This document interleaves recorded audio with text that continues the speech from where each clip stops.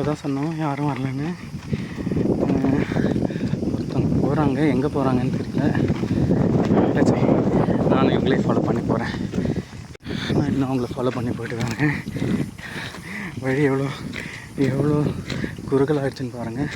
வெறும் கல் தான் இருக்குது அந்த வழியில். ஓகே, அதுக்குள்ளே என்ன கீழே இறங்குற மாதிரி இருக்குது. இப்போ தான் இவ்வளோ தூரம் கஷ்டப்பட்டு மேலே ஏறி வந்தோம். அதுக்குள்ளே நம்ம கீழே இறங்கி திரும்ப ஏறணும் போல இருக்குது. ஒருத்தன் சொன்னான் வழி நடுக்க பைன் ட்ரீஸ் இருக்கும், ஓரளவுக்கு ஓகேவாக தான் இருக்கும் அப்படின்னு சொன்னான்.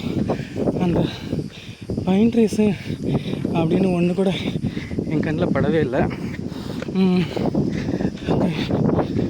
கொஞ்சம் மேலே ஏறி பார்ப்போம். ஓகே, அதோ தெரியுது, அதுதான் நினைக்கிறேன், அதுதான் சொல்லியிருப்பாங்க. அங்கே வந்துட்டால் கொஞ்சம் நிழல் வந்துடும். கொஞ்சம் ரெஸ்ட் எடுத்துகிட்டு தண்ணி குடிச்சிட்டு அதுக்கப்புறம் ஸ்டார்ட் பண்ணலான்னு நினைக்கிறேன். பட் எனிஹவ் இன்னும் கொஞ்சம் தூரம் இருக்குது. And the next steps are going to be even more tougher. My God, இங்கே பாருங்கள்.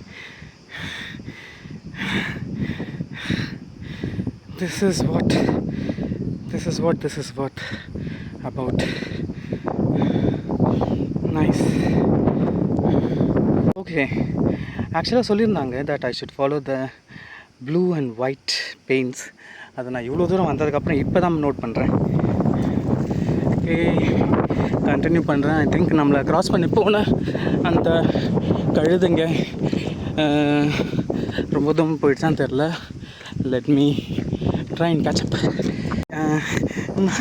எனக்கு முன்னோக்கி போகணுன்னு ஆர்வம் கம்மியாகிட்டே வருது. எனக்கு திருப்பி பார்க்கும்போது, ஒவ்வொரு முறை திருப்பி பார்க்கும்போது இந்த வியூ வந்து ரொம்ப பிரம்மாண்டமாக இருக்குது.